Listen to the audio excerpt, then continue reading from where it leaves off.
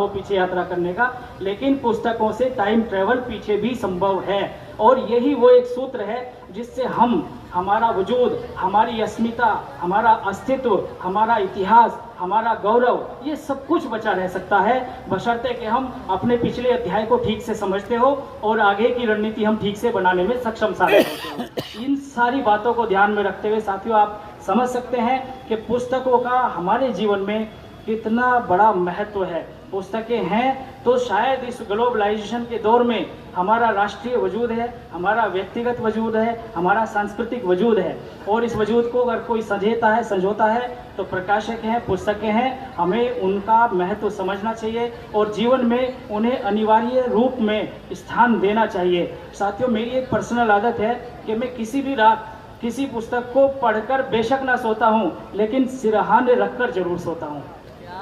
सिरहाने पुस्तक रखकर मैं जरूर सोता हूँ। वह मुझे निरंतर आभास कराती है कि मेरी जड़ें जो है, मेरा जो विचार है, मेरा जो अस्तित्व है, वो पुस्तकों में मौजूद है, और मैं अपने अस्तित्व, वजूद और अपनी जड़ों को हमेशा अपने सर के स्थान पर स्थान देता हूँ और उससे हमेशा कनेक्ट रहता हूँ साथियों।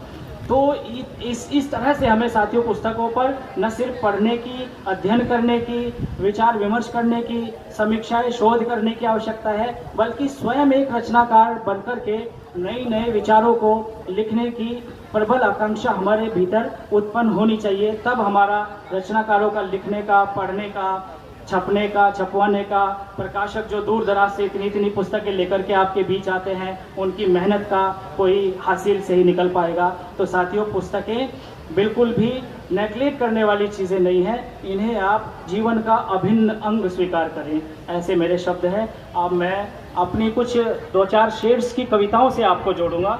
उसमें एक कविता मैं आत्मकथात्मक तरीके की बताऊंगा, एक जग बीती से रिलेटेड हो सकती है, एक किसी विषय पर, एक किसी विषय पर, एक मोटिवेशनल भी। मैं चूँकि स्टूडेंट्स यहाँ मौजूद हैं तो 3 से 4 कविताएँ 5 से 10 मिनट में मैं छोटी छोटी कविताएँ लिखता हूँ, उनको मैं यहाँ प्रस्तुत करूँगा।